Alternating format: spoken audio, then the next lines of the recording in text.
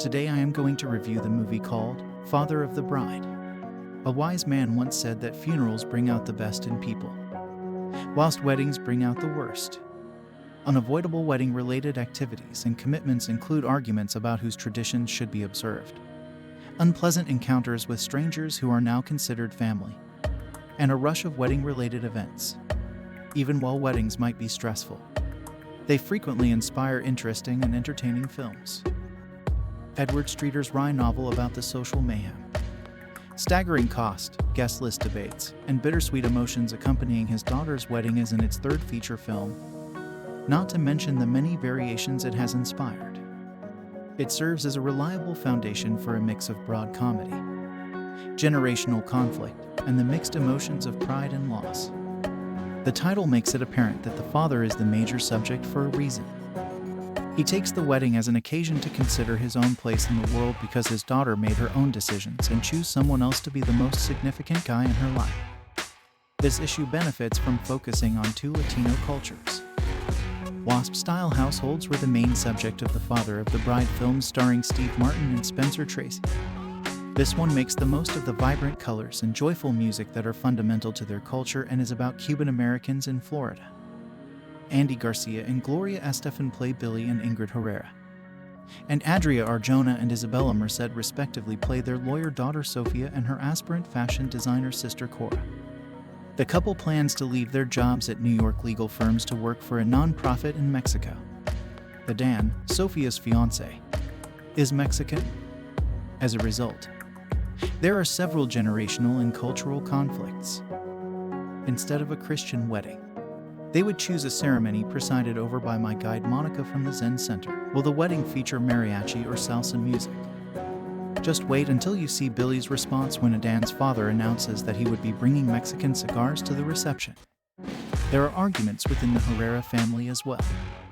Billy, who arrived in the country with little, toiled arduously to become an architect. It meant the world to him that he was able to provide his family a home that he himself built. He takes great pride in his Cuban heritage and accomplishments.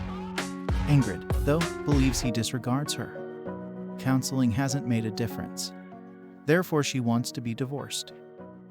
The therapist said, just because this marriage has descended into rancor and revenge does not mean the divorce had to as well, in an effort to reassure the patient about what would happen next. The night before they were going to tell the family, Sofia made the following declaration.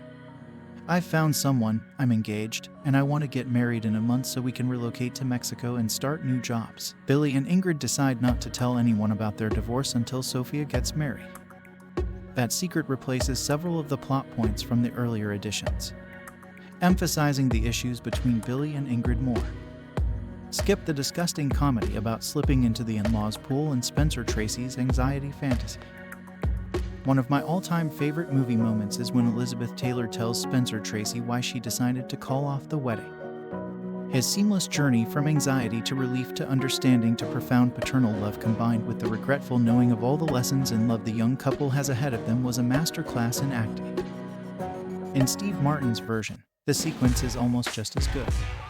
In this movie, too, there are the recurrent wedding-related problems.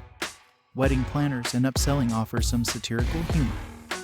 Natalie, the Gen Z wedding financial advisor, family therapist, and stylist, is someone's idea of a Gen Z person as someone who sees the world in terms of how it would seem on Instagram. Natalie is played by Chloe Fineman on Saturday Night Live. When Billy asks for a business card, Natalie responds, "Okay, boomer," and her slideshow of suggested decor features flamingos. Fineman makes fun of the character as much as she can by combining pretentiousness and ignorance. The new in-laws, who have their own cultural expectations and inter-family conflicts, also make Billy feel competitive and as though he is losing control. There are numerous awkward transitions that suggest possible recuts that would keep Billy and Ingrid at the center of the story, while Cora and Natalie are portrayed unfairly. However, García and Estefan make the movie so adorable and funny, along with all of our perspectives on weddings, that it practically screams for a yes on the RSVP.